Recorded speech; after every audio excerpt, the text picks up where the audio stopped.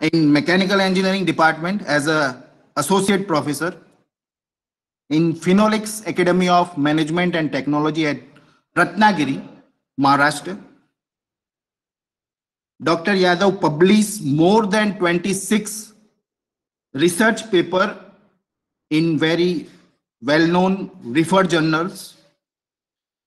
He also published book on novel variable compression ratio engine. He's having more than 21 years of academic experience, teaching experience, and also guided 6+ postgraduate student. Dr. Yadav also received one research grant from Konkan Railway and University of Mumbai.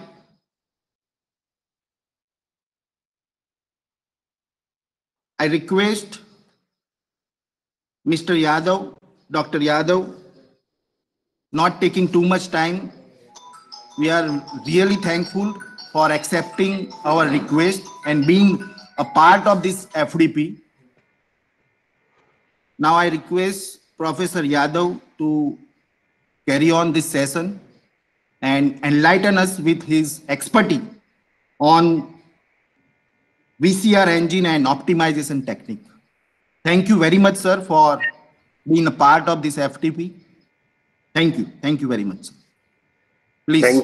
Thank you, Nikunj sir, for your introduction. Actually, it's very good morning to all the participants. My name is Dr. Milind Yadav, and Yagnik sir has already introduced me, so I won't be taking a lot of time in introducing myself.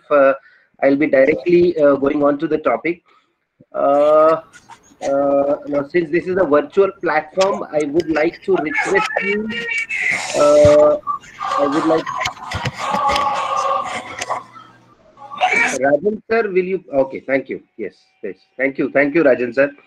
What I'll be doing now, I'll be, closing my video, and I'll be directly presenting the screen. At any point of time, if you are having any doubt, any difficulty, you please note it down, and at the end of the session, you can ask it to me. So without wasting time, let's begin for the session. Here I am presenting my screen. I'll be using pen tab for presentation in between. So can somebody tell me whether the screen is visible? Yes, sir, your screen is visible, but yes, you need to shift it to PPT. Yes, I'll do that. Okay, can you see the PowerPoint presentation now? Yes, sir. Please just check whether slides are changing or not. Okay, can you see that now? I have changed the slide. It is working well. Please carry on. Okay, thank you. So once again, I welcome you all to this session on the topic variable compression ratio engine and optimization. My focus, this particular session is basically divided into two parts. Initially, I'll introduce you to the concept of variable compression ratio engine. I'll be talking about the technologies which are typically used in variable compression ratio engines, and then I'll introduce you to alternative fuels, because finally I wanted to take you to the optimization.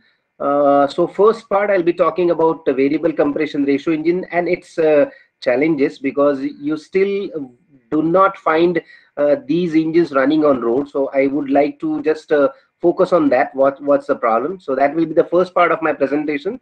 In the second part, I'll be jumping onto optimization technique, and my major concentration will be on response surface methodology based optimization.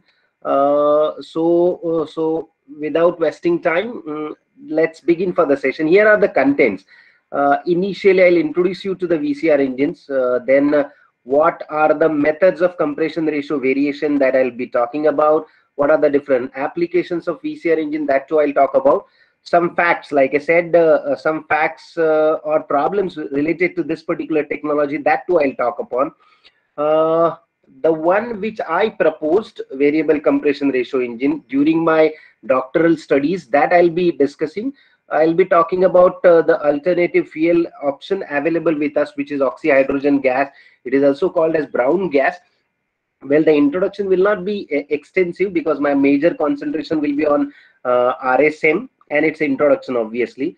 And in my presentation, I'll be giving you brief idea about RSM designs, desirability approach, which is typically used in RSM. I'll be talking about composite desirability, how to check the model adequacy, and then generation of 3D interaction plots and response optimizers plot.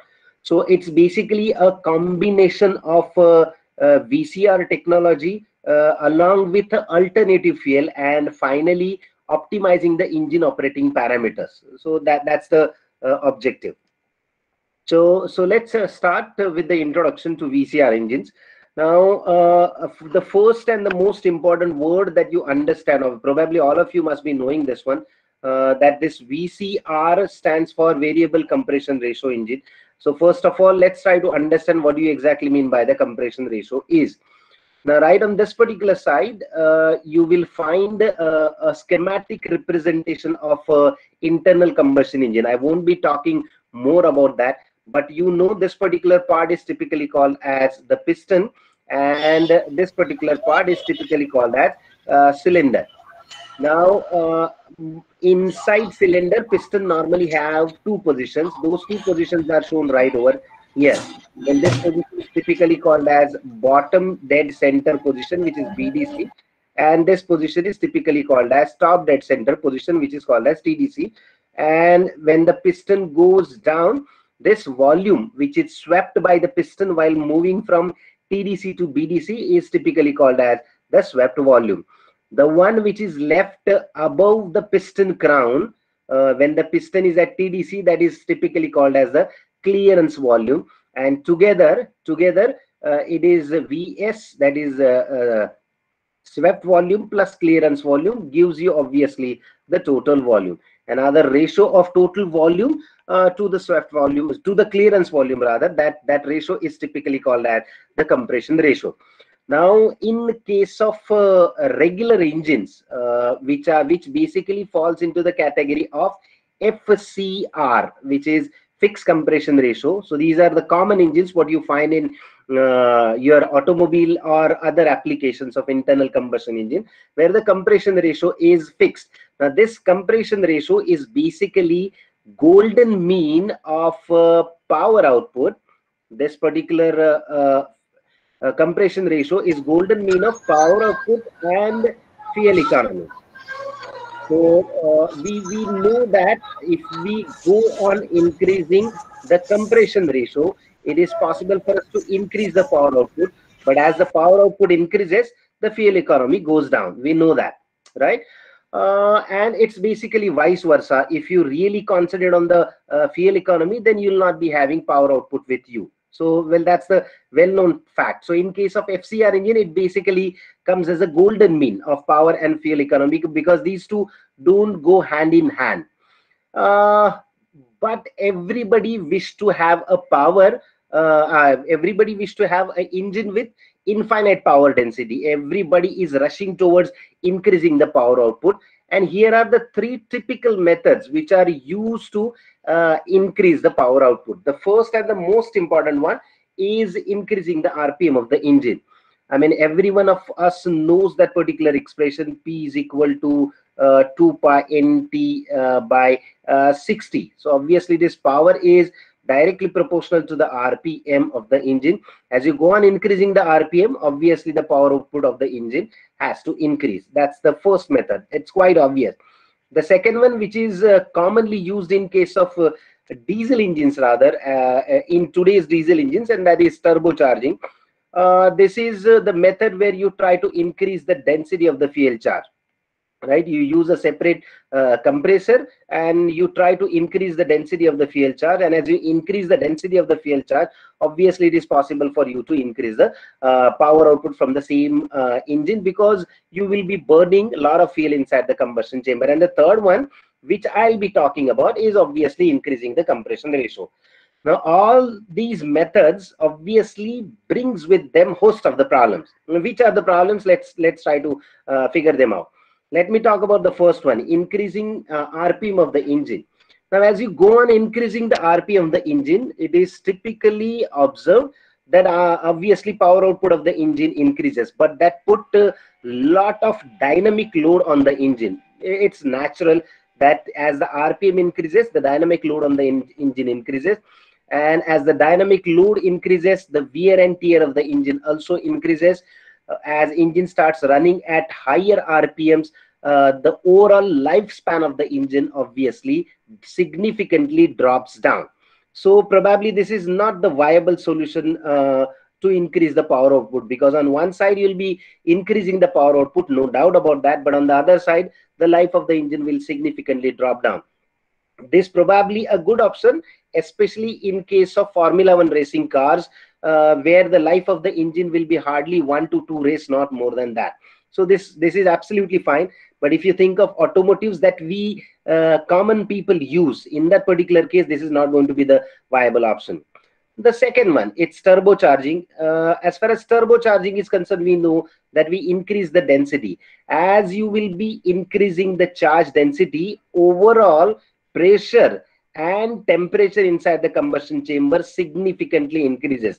We know that if you look at the P theta diagram for a turbocharged engine and for a regular naturally aspirated engine, you will notice that the peak temperature and especially the pressure significantly increases inside the turbocharged engine. Well, once again, that will be putting more thermal loads on the engine. And as it puts more thermal load on the engine, you will have to take care of in order to take care of those thermal loads, you'll have to concentrate upon the sectional dimensions of the engine infrastructures, especially the cross-sectional dimensions of the engine cylinder, right? So this is the reason why this particular technology is very popular as far as diesel engines are concerned, because diesel engines are greater as far as their sectional areas are concerned if you try to compare with them with SI engines. So once again, this is having a problem. You cannot opt it for diesel engine. So that's the problem once. And the third one that I'll be talking in detail today is obviously increasing the compression ratio. Now, as you go on increasing the compression ratio, it's naturally it is observed that as you go on increasing the compression ratio, the power output of the engine increases. But there is disadvantage here as well. Now, as you increase the power output, once again, the temperature of the combustion chamber increases. Now, as the temperature of the combustion chamber increases, normally there is knocking tendency of the engine. I hope you have heard about this particular thing as well. Knocking is basically one more flame is created inside the combustion chamber apart from the regular flame that is happening because of combustion process. And basically those two pressure waves collide with each other inside the combustion chamber, and that creates a ringing noise, which we typically call as a knocking. And as the compression ratio increases, knocking tendency of the engine increases, right? So that's the disadvantage. Now, as far as typical variable compression ratio engines are concerned, well, normally VCR engine runs at very high compression ratio at low load, or whenever you will be in a first gear or you will be in a second gear, most of the time the compression ratio of the engine will be significantly increased, maybe 11, 12 or 13:1, right? And then what we are going to get out of it, with the same dimensions of the engine, it is possible for us to extract more power from the same engine.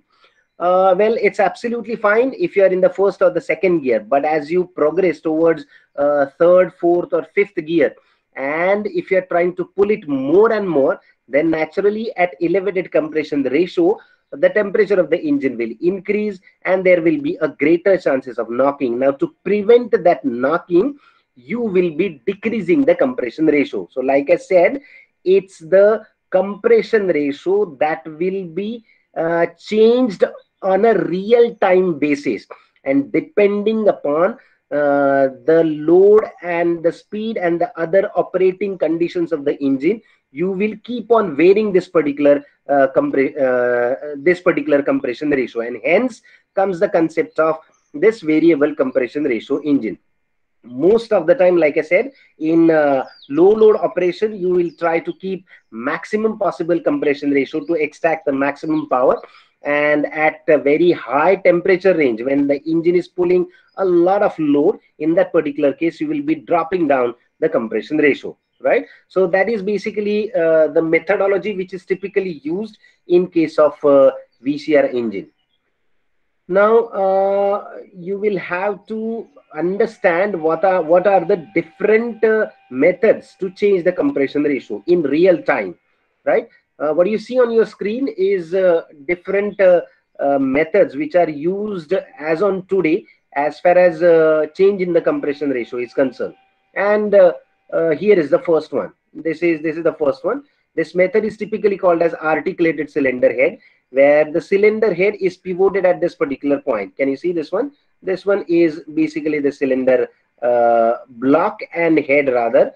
Both are becoming single part itself. So you can call this as a separate cylinder and cylinder head. No issues with that. And it is pivoted at this particular point. And then there is a separate mechanism with the help of which it is possible for you to tilt the cylinder head, right? And since this is a kind of articulation, so the name given to this one is articulated cylinder head. Well, what is happening if you'll be tilting the cylinder? Let us say I'm trying to tilt it in this particular direction. Naturally, that will lower down the top dead center position of the piston. It will increase the compression ratio. It will increase the clearance volume, and it will automatically drop down the compression ratio. Now, if I'll be tilting it in this particular fashion, naturally the top dead center position of the piston will be close to the cylinder head, and in that particular case, clearance volume will be dropped down, and as the clearance volume drops down, the compression ratio will increase. So that's the first one. And most of the research engines that you will find nowadays, I mean, maybe your institute will be also having, or I don't know what is the situation, but most of the engines which are available as far as educational institutes are concerned basically falls into this particular category. The second one is hydraulic piston. I mean, these engines are the one which are developed by obviously automotive experts, and a separate hydraulic mechanism is used to lift up and lower down the piston crown. So what you see right over here, this is basically the lifting of the piston crown. That is the top surface of the piston, or you can even lower it down when the engine is actually operating. So with that, once again, you'll be changing the clearance volume, and you will be increasing or decreasing the compression ratio. The third one is eccentrics at the bearing. Now, as far as eccentrics are concerned, this is something like cam. You must have heard about that if I'll be having a circular disc, and if I'm having the center of rotation right at the center, then the radius will be same everywhere. But if I choose to have a center of rotation at certain different location, the radius obviously changes. And as the radius changes, is it possible for you to give different displacement, right? So the same logic is used right over here. Now you can have the eccentrics at gudgeon pin right over here, or you can have it at the big end of the connecting rod, or you can directly have it at the crankshaft. So these are the three locations where typically eccentrics are loaded. I'll be showing you some of the practical examples where your concept will be further more clear as far as eccentrics at the bearings are concerned. You will have to turn that eccentrics, and once you turn the eccentrics, the same thing is going to happen every time. The clearance volume will be changed, and it will be possible for you to change the compression ratio. The next one is multi-link crank mechanism. One big giant, that is MEC5, have developed one engine based on this particular technique, where what you do, instead of having a single piece connecting rod, I mean, look at this one, all these practical examples, that is ABC. If you look at the connecting rod, that comes in a single piece. But if you look at this mechanism, multi-link crank mechanism, you'll notice it is the single piece connecting rod is replaced by multiple links, and these multiple links are having one pivot point right over here, or in this particular case right over here, or even in this particular case right over here. Well, it is possible for you to change that pivot point, and once you change the pivot point, once again the length of the connecting rod or this multi-link mechanism can be altered, and you can change the top dead center position of the piston inside the cylinder. Thereby you will change the clearance volume and the swept volume, and you will have control over the compression ratio. Then the next one is this one rather, and it's a piston in cylinder head. Well, I have proposed one engine which is similar to this one, which I'll be talking little later in my presentation. And in this one, you will notice that auxiliary combustion chamber is created inside the cylinder head, and this basically makes use of a piston. It is possible for you to slide this piston in and out inside that auxiliary combustion chamber, and then this clearance volume, what you see right over here, this clearance volume is basically divided into volume of auxiliary combustion chamber and the clearance volume of the engine. And by sliding this piston in and out, it is possible for you to change the clearance volume and the compression ratio. So that's the next one. And here is one more, which is gear based mechanism. This is very similar to multi-link crank mechanism. However, they basically use gears and gear changing mechanism right over here, with the help of which it is possible for you to once again change the top dead center position of the piston. Well, in all these mechanisms, you will notice either they'll try to change the compression ratio, either they will try to change the clearance volume or the swept volume, because your compression ratio basically depends upon these two terms itself. Now let's try to look at the different mechanisms, I mean different engines which are based on these mechanisms. The first one is the one which is proposed by Saab. I hope you know this particular concept, this manufacturer. It's a well-known manufacturer of automotive, and this basically falls into the first category of articulated cylinder head. Look at this one. Well, this is the mono head, I mean painted in yellow color. What you see right over here is the mechanism to change the compression ratio, and once you lower that particular link down about the pivot point, it is possible for you to tilt the cylinder either in clockwise or anti-clockwise direction about the pivot point, and thereby you can change the clearance volume and the compression ratio. Right, so that's the first one, and it's the engine which is proposed by Saab. Well, like I said, most of the variable compression ratio engines, especially research engines, are based on this particular concept of Saab itself. Moving on, this is the second one, MCE5's VCR engine. This is once again a multi-link mechanism kind of a engine. I hope you can see the animation which is running right at the right on your screen. So situation is one and the same. Here is the pivot point right at this particular point, and with this hydraulic mechanism, it is possible for you to change the position of the pivot point, and thereby it will be possible for you to have a control over the swept volume of the piston inside the cylinder. So that's the one which is proposed by MEC5. Next one is Patacon's VCR engine. As far as Patacon's VCR engine is concerned, in this particular case, the entire cylinder head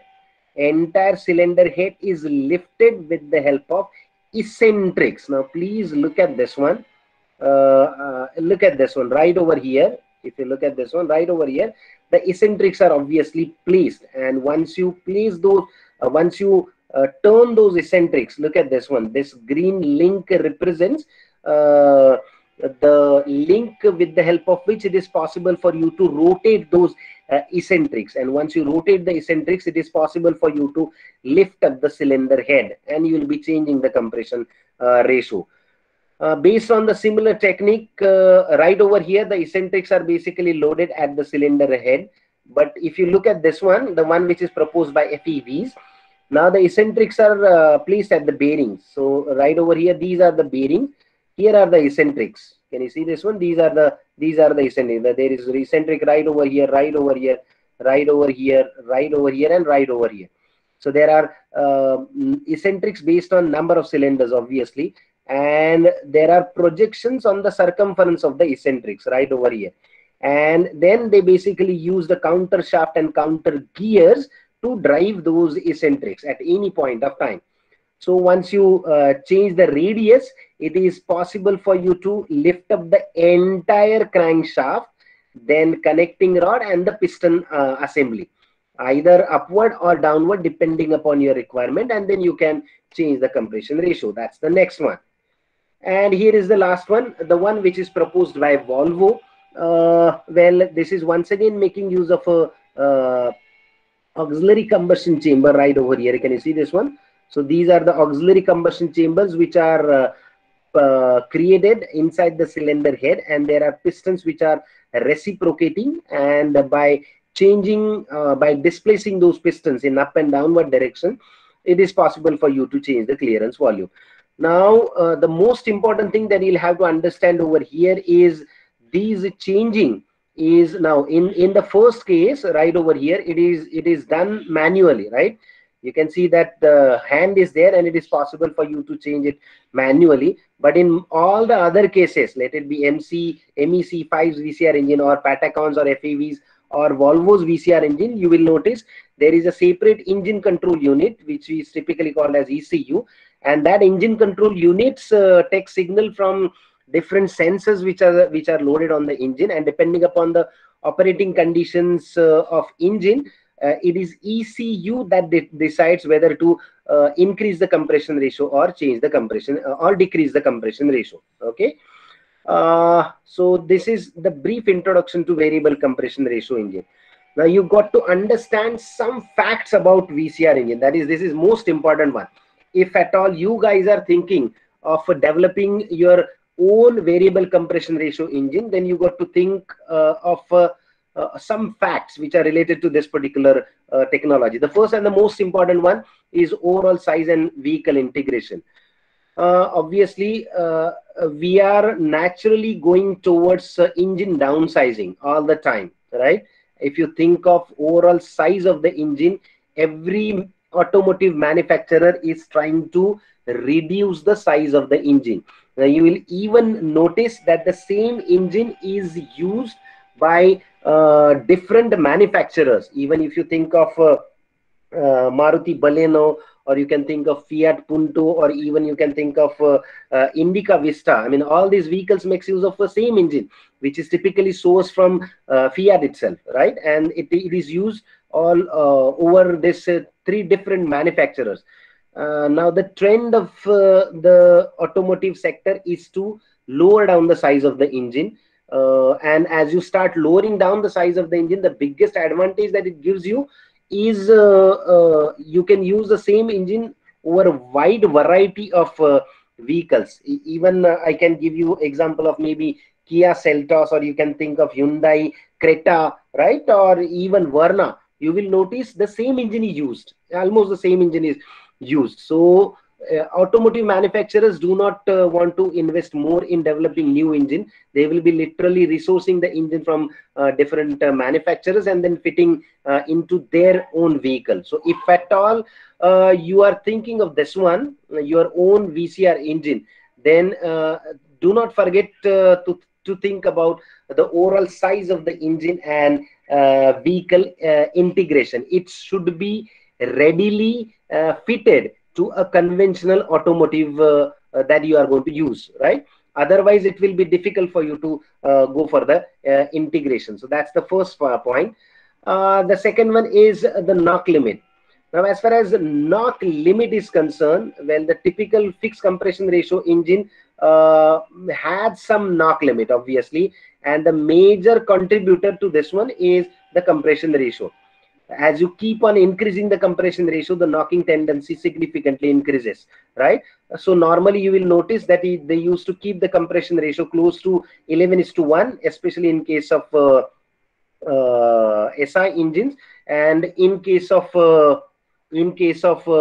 diesel engines, this goes all the way up to 21:1. all the way up to 21:1. But in case of VCR engine, the compression ratio doesn't decide your knock limit.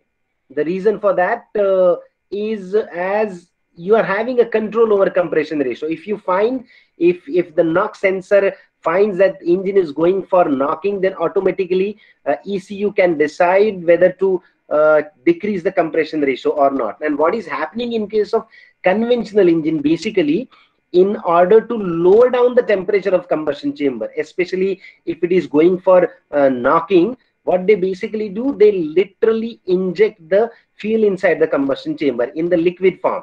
And once you do that, as you will be burning liquid fuel, well, the temperature of the combustion chamber drops down significantly. And with that drop, the knocking tendency of the engine drops down. But there is a disadvantage to that. And the biggest disadvantage to this is, as you'll be burning a liquid fuel inside the combustion chamber, hydrocarbon emission significantly increases. In some cases, it is typically noticed that even NOx limit increases, especially at elevated temperatures. So that is the problem as far as knocking is concerned, especially in case of conventional engine. But since you are having a control over the compression ratio, VCR engines are known to be knock-proof engine. They are the one which are not at all going to go for knocking. Then the thermal resistance limit. Now, as far as thermal resistance limit is concerned, once again you will notice that we are not going to use injecting techniques of injecting fuel inside the combustion chamber. So in that particular case, the temperature is will not be dropped down by increasing. Temperature will not be dropped down by injecting the fuel inside the combustion chamber. Since we are having control over the compression ratio, major portion of the heat will get converted into work, especially in case of VCR engine. And as the major portion of the heat gets converted into work, automatically lesser amount of heat will be rejected, and then automatically the temperature of the combustion chamber will drop down. And as the temperature of the combustion chamber drops down, the thermal resistance limit of the engine significantly increases, especially in case of VCR technology. Then the next one is frictional losses. Now, as far as frictional losses are concerned, I'll be talking about fuel consumption reduction potential little later. So let's talk about the friction losses first. Probably this is the biggest disadvantage going for VCR engine. Now, the one which we have seen already, you have to change the structure of the engine. You have to load different actuators or something like that, just to change the compression ratio in real time. And then in that particular case, the friction losses are bound to increase, especially in case of VCR technology. But you will still notice it gives you a reduction in the fuel consumption potential of the engine. Now, how come? I've just given one graph over here, what you can see right over here. So this is before improvement. So these are basically like the gain in power output. These are different losses, and this is obviously the final balance, what you see right over here. And after improvement, I mean, if you will be switching over to the VCR technology, you'll be changing the same fixed compression ratio engine to VCR, then you will notice there is significant gain right over here. And you will even notice the losses on the downward side are also decreases. And then this is going to give you a great improvement as far as fuel consumption is concerned. So that is once again biggest advantage as far as the VCR technology is concerned. The next one is noise emissions and vibrations. As far as VCR engines are concerned, VCR engines are little bit noisy as far as their operations are concerned, because once again, like I said, the number of parts are going to increase. So obviously the engines are complex in their construction, and they are bound to go for little more vibrations. But as far as vibrations because of knocking is concerned, as far as vibrations because of knocking is concerned, there are great chances as far as reduction in the vibrations of the engine is concerned, which are typically produced because of knocking. So do not forget that. Moving on, next one is pollutants and emissions. I have already thrown some light on this one. Like I said, as far as in order to have control over knocking, the fixed compression ratio engine normally injects the fuel inside the combustion chamber, and that typically increases the HC emissions as far as engines are concerned. But we are not going to go for these kinds of techniques as far as VCR engines are concerned. So pollutants are significantly dropping down in case of VCR engines. So that's one more biggest advantage. As far as these topics are concerned, reliability and durability, still today the reliability and durability of these engines is not tested extensively. The reason for that, even you don't find VCR engines running on road today, right? Still we are trying to follow the fixed compression ratio engine. Probably the biggest advantage going for VCR engine is using alternative fuels. Well, as far as VCR engines are concerned, which fuel is to be burned inside the combustion chamber is majorly decided by the compression ratio of the engine, obviously. And since this is in your hand, it is possible for you to burn different fuels. Probably the VCR engine that we use, it is possible for this particular engine to burn petrol as well as diesel inside the combustion chamber with little modification. Not simultaneously, obviously, but you can burn these two different fuels in a VCR engine. That too is possible.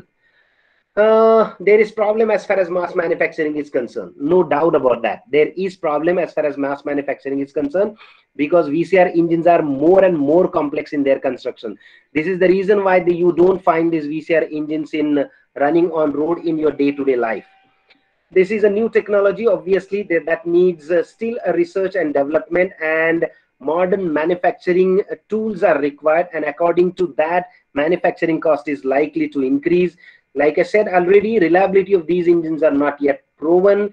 You don't know how the customers are likely to react to this particular technology, so that too is still unknown. So that is unpredictable, literally. And the most important one, repair and maintenance is difficult and costly as well. The reason for that, engines are more complex in their construction.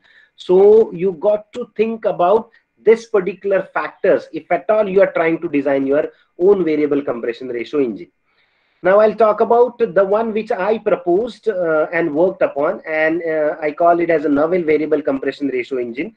Well, it is basically a Pulsar 150cc engine. I mean, every one of you must be knowing this one. So this is basically a Pulsar 150cc engine which I modified. So regular infrastructure, what you see right over here, is kept one and the same. Here is the change. What you see right over here is the change. I have created an auxiliary combustion chamber once again, and inside the combustion chamber, it basically makes use of a tube-in-tube type of a construction. So inside that, you will find there is one tube, then outside there is one more tube, and a spark plug I have loaded inside the auxiliary combustion chamber. This auxiliary combustion chamber is in communication with the main combustion chamber, if I have to show. So what you see right over here, this is basically the auxiliary combustion chamber, and what you see right over here, I'm just trying to paint it by yellow color. This is obviously the main combustion chamber. Now, if at all you wish to change the compression ratio, you will have to turn this internal tube, and by turning this internal tube, this one, what you see right over here, with the help of these nuts, it is possible for you to extract this particular inner tube inside the auxiliary combustion chamber. That increases the clearance volume, and then it lowers down the compression. So this is the simple mechanism which I proposed and I worked upon. Here are the actual images of this particular engine. It's basically making use of twin spark plugs. One spark plug is right over here, and one more spark plug is loaded right over here. So one is there inside the auxiliary combustion chamber, and one is there inside the main combustion chamber, right? So this is the one which I proposed and worked upon. Now I'll introduce you to the oxyhydrogen gas. Slowly I'm coming to the end of the first part of my presentation. There are a lot of restrictions which are put by government as far as emissions from the tailpipe emissions from the automobiles are concerned. We all know that, and the scientific community is obviously working to take care of those pollutants rather.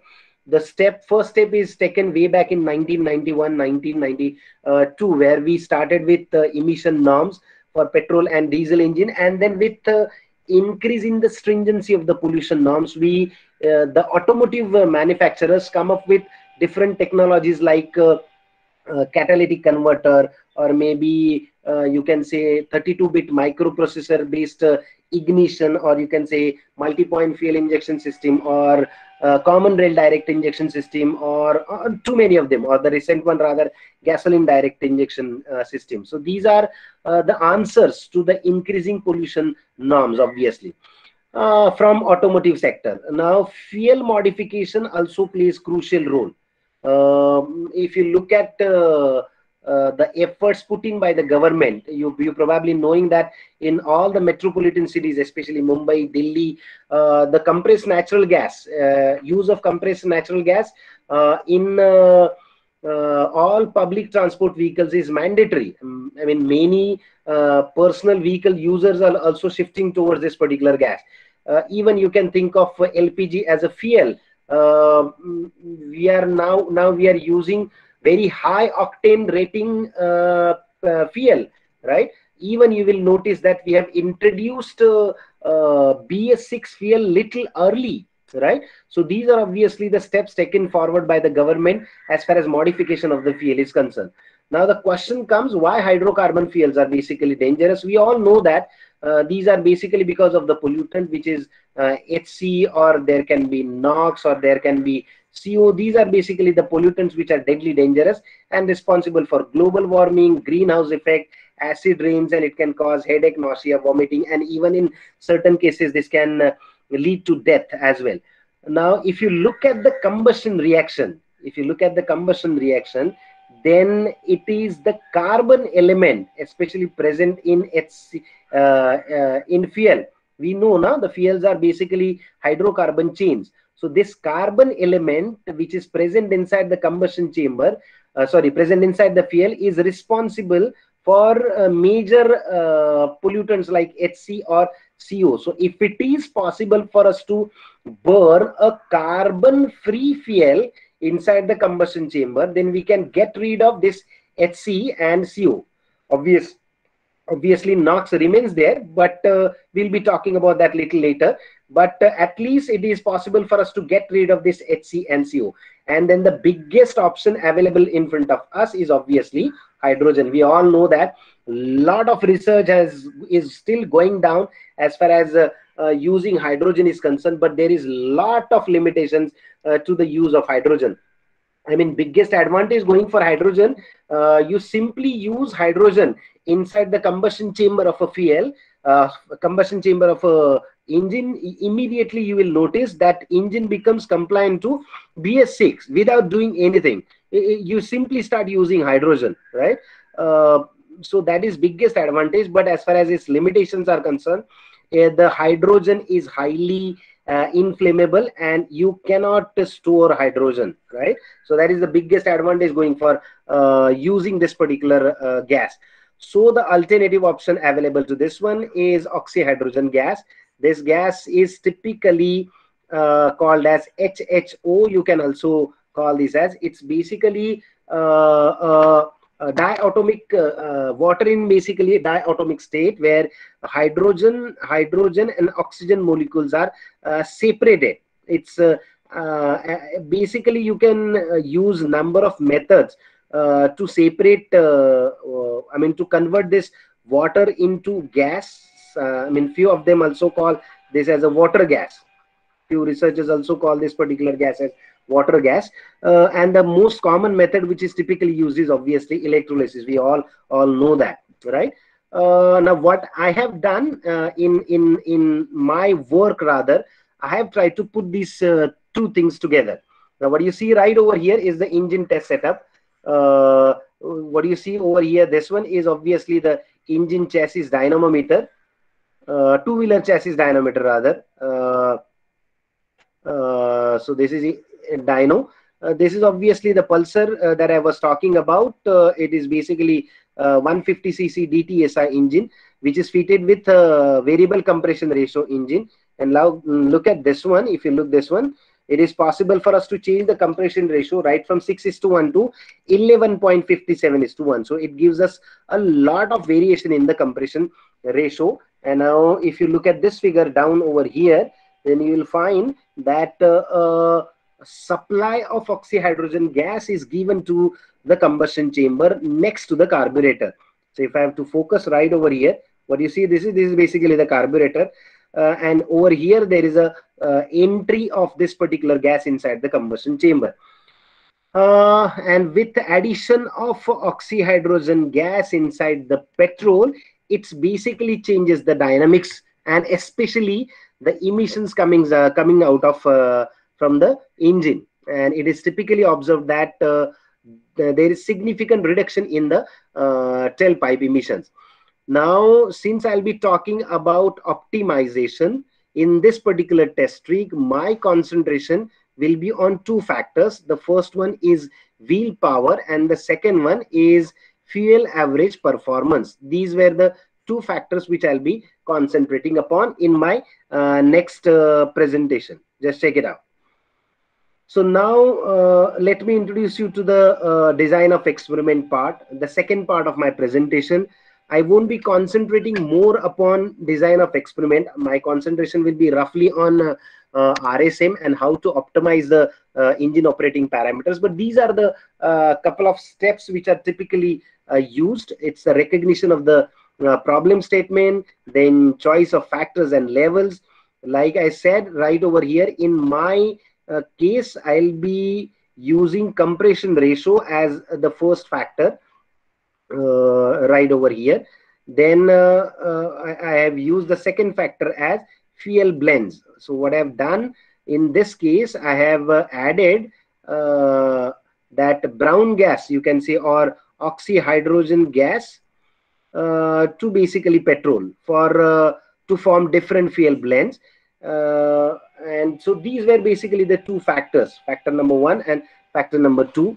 The compression ratio I have tried to vary from 9.5:1 to all the way to 11.5:1. So that is the variation I opted for. The reason for that is existing Pulsar engine basically uses 10.5:1 compression ratio. So I have taken one step below that and one step ahead of that. And then I have uses 4 different fuel blends, which I am calling this as them as B0, B1, B2, and B3. These were the fuel blends which I have used. Then I have gone for the selection of the response variable. Like I said, I have chosen 2 response variables. The first one is wheel power, that's the first one, and the second one is fuel average performance. These were the 2 response variables which I have chosen. Then sorry. हो चालेल. As far as is there any problem? No, sir. Please carry on. Okay, everything is fine now? Yes, sir. You have done. Okay. Then I'll be talking about choice of experimental design, performing experiments, how to do the data analysis using the statistical tools like RSM, which I'll be using. And then finally, you'll be going for the conclusions and a couple of recommendations. So these are the typical steps which are follows as far as DOEs are concerned. Now, the one which I'll be talking about in brief rather, this is very vast method. It will not be possible for me to cover every aspect of it, but I'll try to focus upon major portion of it. And the name of the method is obviously RSM, Response Surface Methodology. Now, this methodology is basically collection of mathematical and statistical technique, normally to build a model. So this is basically a modeling method for a problem with several independent variables influencing a single or a multiple response. Now, as far as this one is concerned, if you look at this one, as far as several independent variables are concerned. In our case, just now, like I said, compression ratio is the first independent variable, and together with that, fuel blend is the second independent variable, right? So both are not depending upon each other. So this is several independent variable. In your study, you can have more number of independent variables, no doubt about that. And these variables are affecting single or multiple responses. In our case, like I said, I have chosen two responses. The first one is wheel power, I said, and the second one is obviously fuel average performance in kilometers per liter, KMPL, typically what we call it as. So with this particular methodology, we will be building a model. And to build a model, the first thing that you have to do is you have to express response as function of number of variables. So that is what is done right over here. So I'm just expressing response was one as a function of different factors. So in my case, maybe wheel power will become function of compression ratio and blend. Similarly, fuel average performance will become function of compression ratio and blend.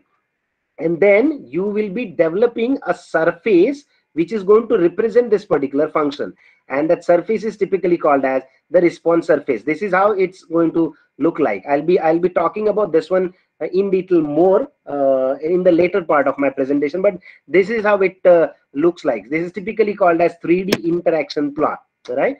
Now, how to plot this one, I'll let you know later. Now in this particular method, you got to follow some steps, and these are the typical steps which are followed for optimization in response surface methodology. The first step is obviously selection of factors and levels, right? Now, as far as selection of factors is concerned and their levels, you should have a proper justification for factors and their levels every time. Factors must be most of the time they must be independent factors. There should not be any correlation, or there should not be any dependency between the factors. That is most important one. And when you choose their levels, you should have proper justification for choosing the levels of the factor.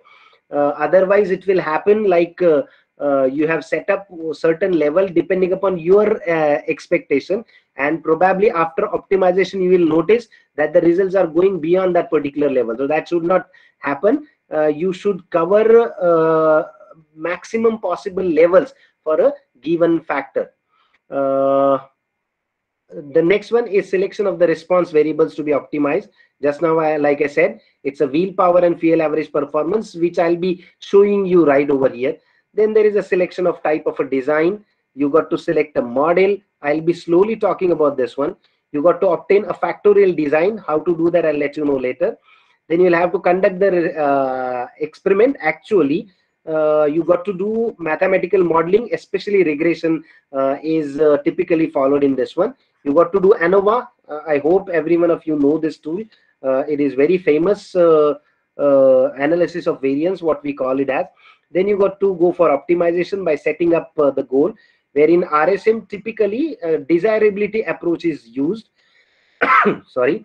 What is that desirability approach I'll be talking about? You got to obtain this individual desirability. You got to obtain number of solutions, and you got to choose the one with highest composite desirability. What is that? Once again, I'll be talking later. And then finally, you got to conduct the confirmation experiment. Now, at this particular point of time, probably you may not understand a couple of things, but I'll slowly try to make it clear.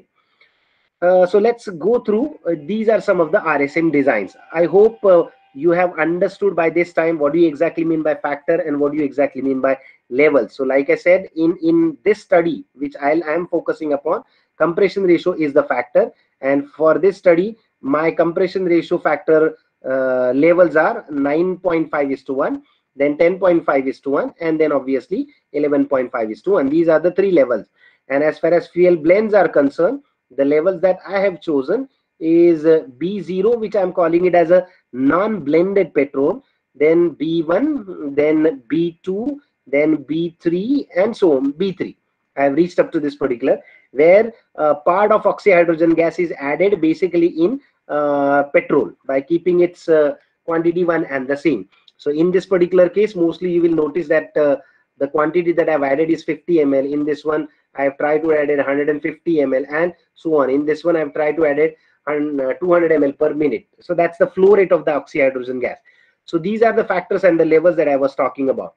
Here are a couple of designs, RSM designs, which are available. Now it's all up to you which you select rather, but there are certain suggestions to that. The first one is randomized design, the second one is super saturated design, and the third one is split plot design. As far as randomized design is concerned, it allows you to perform experiments in random manner. In random manner, that is the most biggest advantage going for this one. There is a lot of flexibility, you know. You can choose the way in which you want to perform the experiment. Otherwise, in other designs, you will notice a list of experiments and their runs are typically given. You got to follow those steps only. And then the most important one, it is used when it is possible for you to change the factor levels during the experiment.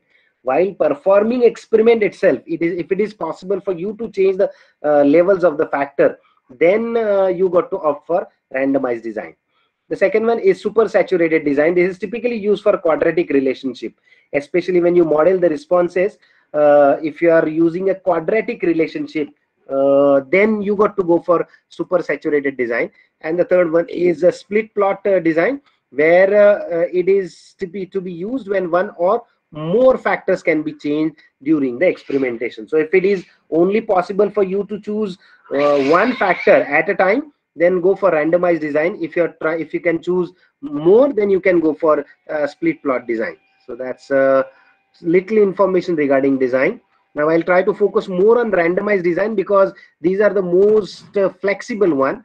And in this one, the first one is central composite design, which is typically called as a CCD, where each factor is basically set up at 5 levels, right? It is mandatory for you to set it up at 5 levels. So in your experimentation, if you're having a factor whose levels are up to 5 or rather are to be set up at 5, then you can go for this particular design.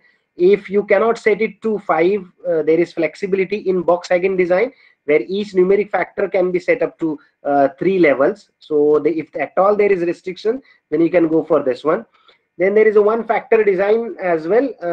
Like its name indicate, you can model only one factor. Typically 3 levels are used for a linear model and 5 levels are to be used for quadratic model. And then there is an optimal design, which gives you the most flexibility to choose and customize your own model. So this is the one which is typically followed or used by majority of the researchers, optimal design. And the most important one, if at all you are having your own experimentation ready with you, if at all you are having your own experimentation ready with you, then using that historical data, the data which is available with you, even you can go for optimization in this particular case, right? That too is possible, and that design is typically called as design with historical data. All right, moving on, then we will be talking about the desirability approach for response optimization. Well, this particular approach is put forward by Deringen and Switch way back in 1990. Desirability is basically a function which assesses how well the combination of input variables satisfies the goal defined. I mean, let me make it clear. See, in this particular case, our input variables are, in our case, our input variables are compression ratio and fuel blends. These are the one that we are going to change in our during our experimentation. And these are obviously having effect on wheel power, let us say, wheel power. Now, which combinations of these are going to give me maximum wheel power and maximum fuel average performance? That combination is typically called as, that combination is assessed by one function, and that function is typically called as the desirability function, right? Because while performing experiment, you are not knowing what should be the value of compression ratio, what should be the value of blend. To increase the willpower, because we are going to, our objective is obviously to increase the willpower, and simultaneously we also want to increase the fuel average performance, right? So which levels of these two factors are going to give me maximum value of the responses, that will be decided by this particular function. Now this desirability function and its value, it is denoted by D, and its value normally ranges between 0 to 1. Its value will be all the time between 0 to 1. If there are certain formulas which I'll be giving you little later, if your desirability value comes out to be 0, if your desirability value comes out to be 0, then whatever combination that you have chosen is not satisfying the goal that you are defined. Like in my case, I will choose value of compression ratio and fuel blend in such a way that wheel power should be maximized, and after calculation, if the desirability value comes out to be equal to 0, means that combination is not at all suitable for me. What should be the ideal one? Ideal one is obviously desirability equal to 1, where if the desirability is 1, that combination of input variable is going to give you is going to satisfy the designed goal for your response. So ideally it should have value equal to 1. 0 is not at all accepted, so it will be all the time ranging between 0 to 1. And then for every experiment that you will be performing, you will have to calculate this desirability, and that desirability value is typically called as individual desirability for a given experiment. Now what are the goals typically, right? There are 3 goals. You want to maximize the response, whether you want to minimize the response, or you are having certain target as far as your experimentation is concerned. As far as our experiment is concerned, what I'm focusing right now, I will be obviously trying to maximize the wheel power, and if I even thinking of fuel average performance, then I'll also try to maximize the fuel average performance. So let us say in your experiment you are trying to work upon, let us say, energy consumption.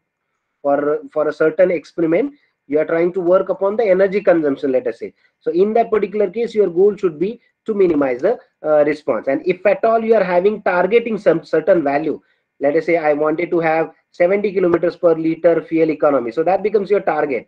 So in that particular case, it's basically targeting the response. So these are the 3 goals for the response, and for these 3 goals, using this particular formulas, you will have to calculate the individual desirability for each response. This is to maximize, this is to minimize the response, and this is if at all you are targeting a response. Now I have already given the references right at the bottom. These are not formulas derived by me. These are obviously taken from the books, needless to say. Now let's try to find out what these formulas tells us. DI is obviously individual desirability. What is YP right over here? This is a predicted response. Now as far as predicted response is concerned, like I said, initially you are going to model the after performing the experiment, you are going to model by using regression analysis, which I'll be talking little later. And after modeling, you will try to predict something. Like in my case, I'm trying to predict wheel power, which will be having combination of expression with combination in which there will be terms like compression ratio, and there will be terms like fuel blends, right?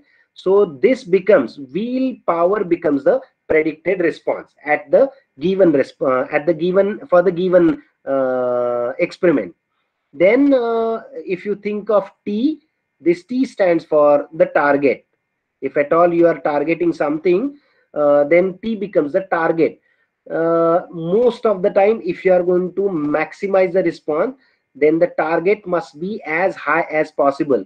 Whatever maximum possible value of response that you can obtain in a given experiment, that should be your target. And as far as L is concerned, this is the lowest possible level of a response that you have obtained during your experimentation. And R right over here, this is typically the weightage which is assigned. Most of the time value 1 is assigned most of the time, because you try to give equal weightage to all the experiments. Now if your predicted response which is yp, is less than lowest possible value of the experiment within the experiment, then your desirability will be 0. And if your predicted response is greater than the target value, then your desirability will be equal to 1. Okay, this is the situation. This is how you got to calculate the desirability. Now similarly, right over here, what you see is the uppermost value or the highest possible value. Rest of all is one and the same. And in this particular case, it basically comes as a combination of all. So like it is yp term is there, L is there, T is there, L is there. So you got to read it in the same fashion. So using this particular expression, you got to find out the desirability for every experiment. Now, when you are going to go for optimization, and if at all you are trying to target multi-objective optimization, right? So in that particular case, you should not be satisfied with the individual desirability. You should go for a composite desirability. Like in my case, my response, my first response is wheel power, and my second response is fuel average performance. Now I'll be having certain levels of compression ratio and blends for wheel power, and certain values of compression ratio and blend for fuel average performance, and the levels of this one and this one may not be same. If that is the situation, I'll have to go for composite desirability, because I wanted to optimize multiple responses over here, right? I am just trying to show two only. Your experimentation can be consisting of more number of experiments. So in that particular case, please go for composite desirability. Now, how to calculate the composite desirability? Composite desirability is simply multiplication of individual desirabilities that you have obtained and rest to 1 by k. And then this composite desirability is also going to vary between 0 to 1. Same. The logic is similar to that of individual desirability. 0 is not at all accepted. 1 is highly desirable and rather ideal. Most of the time it should be close to 1. But you got to remember a couple of points right over here. And the first and the most important one, more number of responses you are going to optimize, your composite desirability will be less and less. So if I'm trying to optimize 5 factors or 6 factors, this composite desirability is progressively going to drop down, right? That is well-known fact, because it becomes more and more complex and it becomes difficult for you to fit up the model, and then automatically the composite desirability drops down. Well, the search for the optimal level, you will be searching for levels of factors which are going to give you a good fuel average performance as well as wheel power. So that optimal setting begins from the experiment itself, and then while doing these iterations, additional factors and their level, not factors, rather additional factor levels will be added at the time of the search. And in each iteration, you got to calculate these individual and composite desirability, like I've already mentioned there. And finally, you got to select the factors levels which are common for multiple responses, which are common for the multiple, satisfying the multiple responses and their goals. And finally, you got to go for the confirmation experiment. So this is the regression analysis. I won't be talking more about regression because I'm expecting you guys are having good hand on it. So basically, it can be combination of linear or linear plus interaction or a quadratic model, or you can, I mean, you can decide your own scope of the model depending upon your requirement. No problem with that. You are having flexibility to do that. This is the procedure to construct the regression model. I was trying to talk about this as well. This is basically a linear form, regression model in linear form with a single factor. Can you see this one? There is only one factor right over here. This one is the response. These are obviously the constants, and these constants you got to obtain. What you see right over here is a regression model in linear form but with multiple factors. You can see right over here, this is x1, x2, x3, and this is once again the predicted response, and these are the constant, and this is obviously the error term which is involved. And what you see right over here, this is linear form with interactions. Interactions means if at all you are having or you suspect that there is possible interaction between the given factors, like I am expecting that there will be interaction between compression ratio and fuel blend. So if at all they are going to interact with each other, then you got to even talk about this particular term, or you got to take this one into consideration. That is called as linear model with interaction terms in it. So this flexibility is there with you, right? Now how to construct the regression model. Once again, there are a couple of steps that I'll cover a little fast. First of all, you got to assign the codes. Most of the time you assign the codes which are ranging from -1 to +1, where for the +1 is the highest value, and -1 is normally assigned for the lowest level of the factor. Then you got to obtain the codes for the interaction by simply multiplying their levels. Means if at all you are expecting, let us say, first level of compression ratio and the last level of compression ratio. In our case, this will be obviously 9.5, and in this particular case, it will be 11.5:1. So in case of fuel blends, like I said, NB, this will be obviously -1, and all the way up to B3, which I was talking about, that will be +1. And if at all you are suspecting some interaction in between, then you can even choose, let us say you are suspecting an interaction between the third level of compression ratio and the third level of blend. Then obviously you can choose the level or code in this particular fashion. It will be +1 into +1. So this will be obviously +1 of third level of compression ratio and third level of blend, something like that. Okay. Then you got to express whatever the experiment that you have performed, you got to express them in a coded form. The coded matrix is matrix A, typically called as coefficient matrix become matrix B, and response matrix becomes matrix C, and this is how you are going to express. Then you got to perform some mathematical operations. I hope you know these operations. This T stands for transpose, INV stands for inverse, right? So you got to perform these matrix operations, and finally you got to get this coefficient matrix. And once you get this coefficient matrix, then finally you will be in a position to express your expressions in actual factor level. Just check this one out.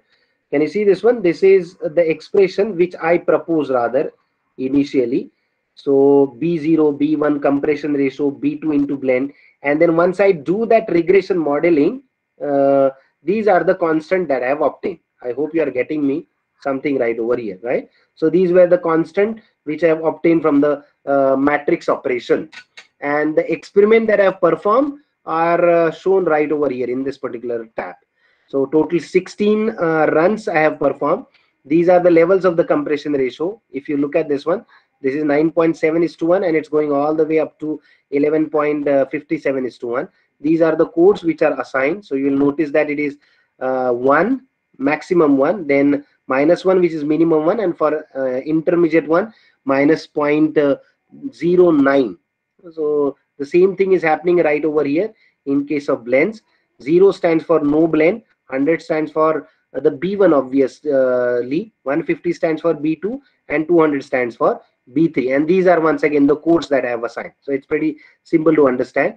And then please look at right over here. These are the actual responses which I have got from performing this experiment. And by using this model, what I have derived right over here, these are the predicted responses. What you see in this particular column, these are the predicted responses. Now in this particular case, look at this one. This is U. Term U stands for the highest possible response that you can obtain. Can you see this one? This is 74.22. L stands for the lowest possible response that we obtain, and that is 32.54. Means while you will be calculating the composite desirability, you will be in need of this particular values. And I was talking about that upper and the target responses, you can keep it one and the same. And then using those formulas for every experiment, you will have to calculate these composite desirabilities. This is how you got to do for both the responses. So I did it for fuel average performance, and I even did it for wheel power. Okay, moving on.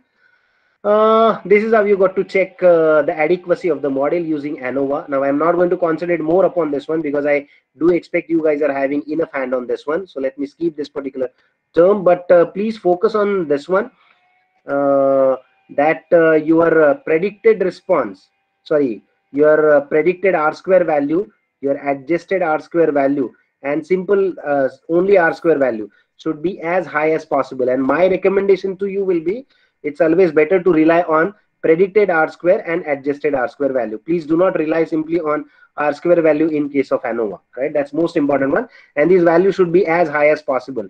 That increases the predictability of your model. Just check it out.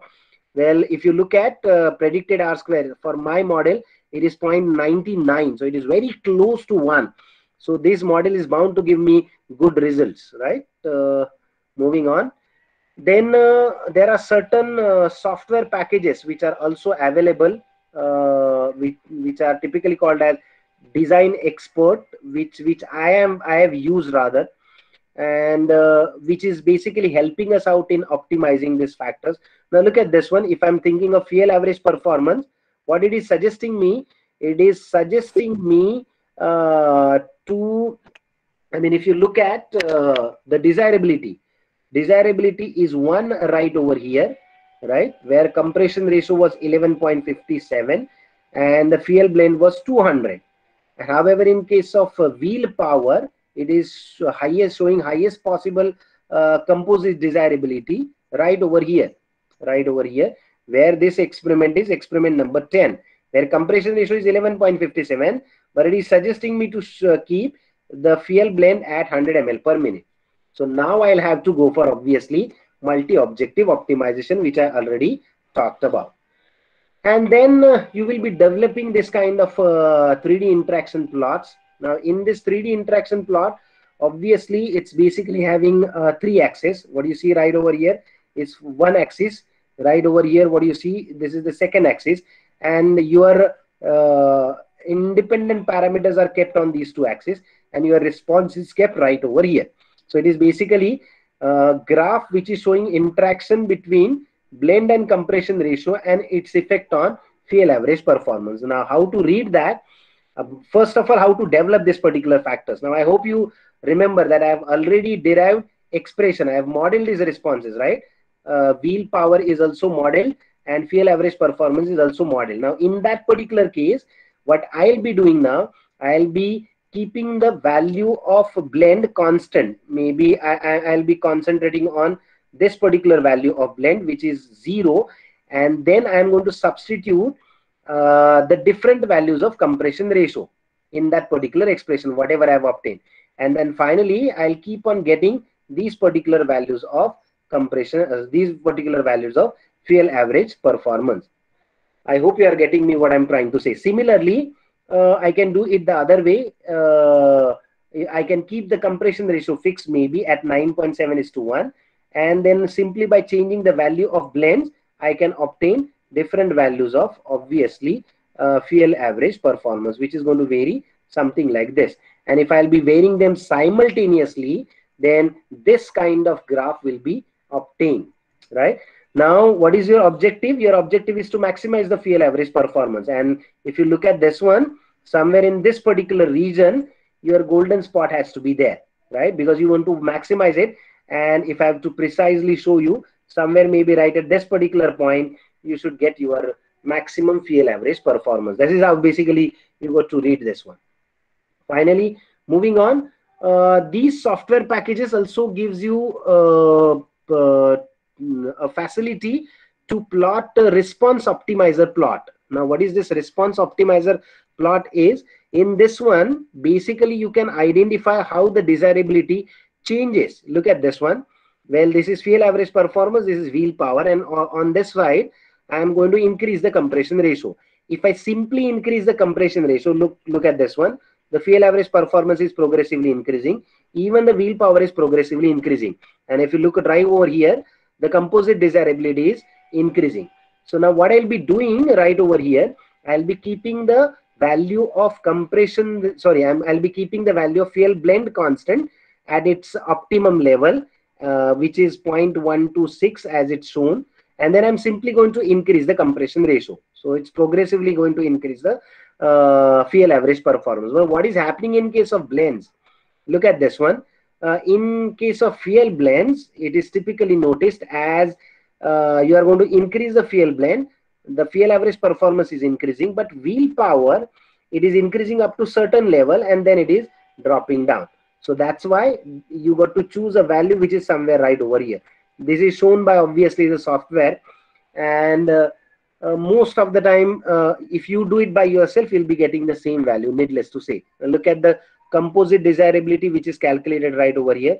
It is 0.9, and then the factor level that I'm getting after optimization is you got to set up compression ratio at 1, which is the highest level. So it is suggesting me to keep it at 11.5:1, and then it is suggesting me to keep blend, which is 0.126, which is more than B2, but it is obviously less than B3. That is what I'm obtaining right over here, and that's going to give me maximum wheel power of 1.22 kilowatt and fuel average performance of 66.83 kilometers per liter. So this is how you got to read this one.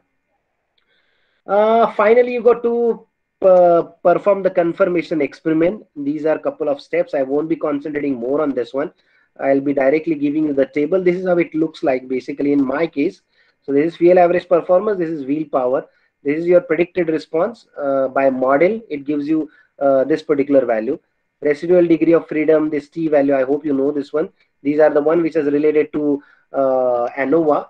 This is confidence interval that you obtain, and you get maximum value of response and minimum value of response. So it must be ranging between these two values. Your experiment must be ranging between these particular value. Confirmation experiment, and this is what I was getting.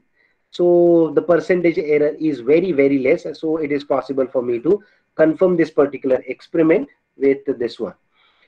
So this is the one. This is basically the study which I did, especially on VCR engine and the RSM. So let me stop my presentation.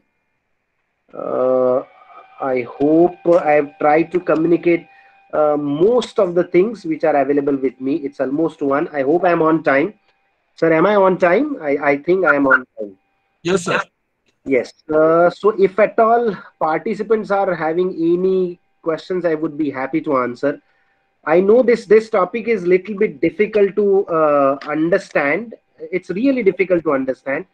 Now what I did, that let me tell you, basically you can rely on software, no doubt about that. You can rely on software, but all the time, instead of relying on software, it's better to have your own Excel files. Now it is possible for you to put it in Excel files and do it by yourself. That is going to give you more confidence while defending. Right? That's most important one. Okay, so if at all anyone is having any query, I would be happy to answer. Abdul is asking for email. I'll just post my email in the chat box. That's milinyadav@famp.ac.in. If at all you are in need of any help, you can contact me on this particular email ID. Hello. Yagnesh sir, over to you.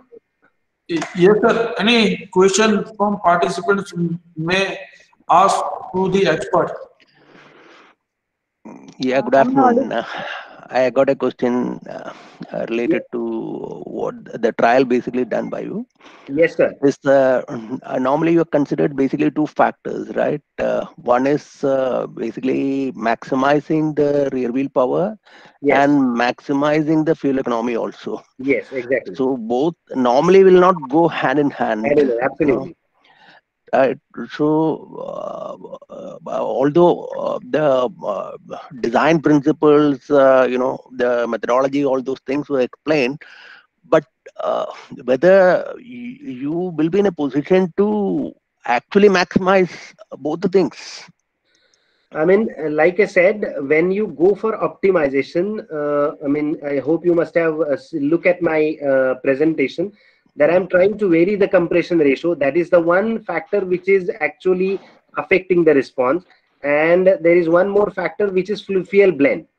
Now you are perfectly pointing it out correct that it is very difficult for us to have equal values of factors, especially for wheel power and fuel economy, and that is the same thing which I have obtained during my experimentation.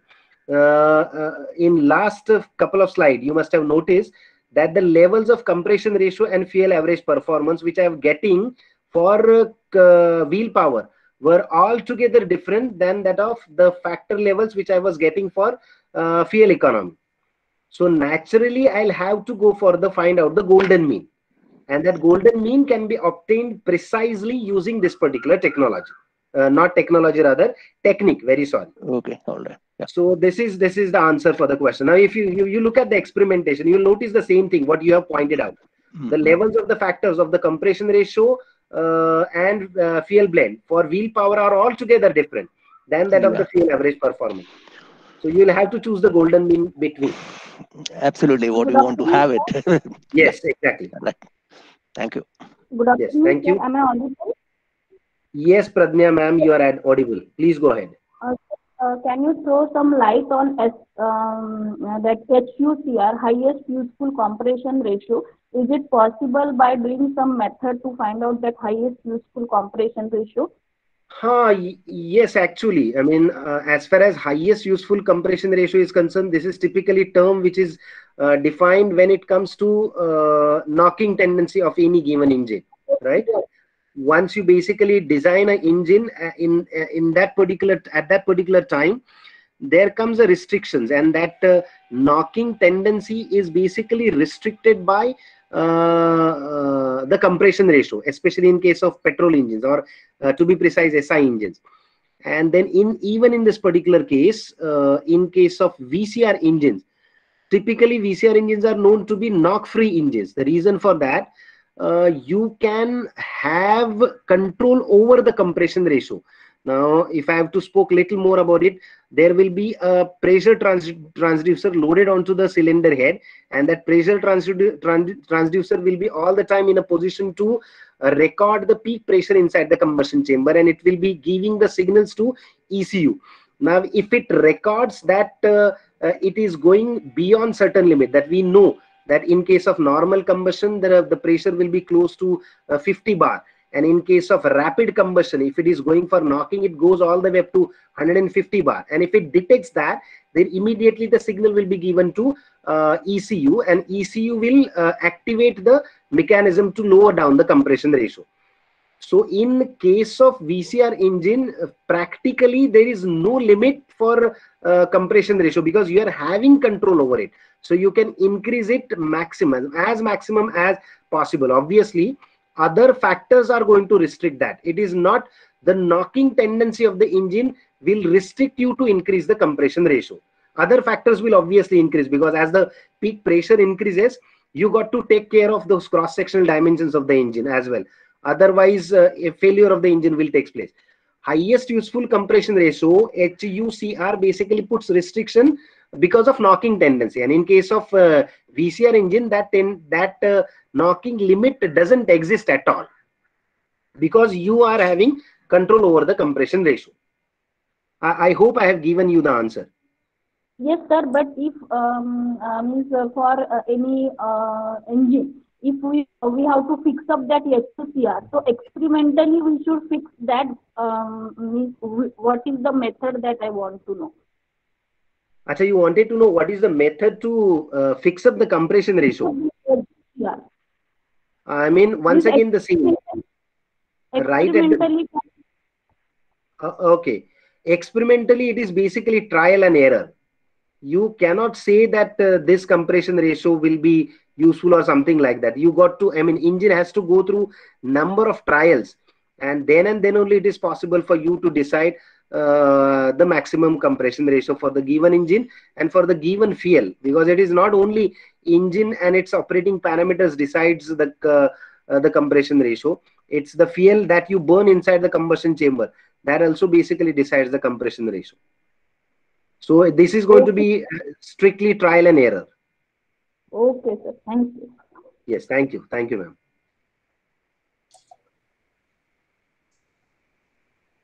So Milind sir, we conclude this session. Yes, sir. I would like to say a few words before I leave. Can I? Yes, sir. Yes, sir. Definitely. Yes. First of all, I would like to thank the organizers of this particular event for giving me this particular opportunity to present my work in front of the participants. It was an honor rather to be part of such a great event. And most importantly, I would like to give special thanks to Dr. Sanjay Patel, who is a good friend of mine actually, who gave me this particular opportunity to present my work in front of all you. If at all you are having any query, any doubt, you can contact me on the given email address. And finally, thank you very much. Thank you, sir. So, sir, thank you so much, sir, for your wonderful presentation on a variable compression ratio engine and optimize using RSM. So your presentation was such a very informative. I hope all participants must have enjoyed this same. Once again, on behalf of ADIT Automobile and Mechanical Engineering Department, I would like to thank you so much, sir, for accepting our invitation and spend your valuable time. Thank you so much. Thank you, sir. Thank you very much. Thank you very much. So we conclude this session, and participants, we will meet again at 3 o'clock, day 3, session 3. Have a good day. Okay.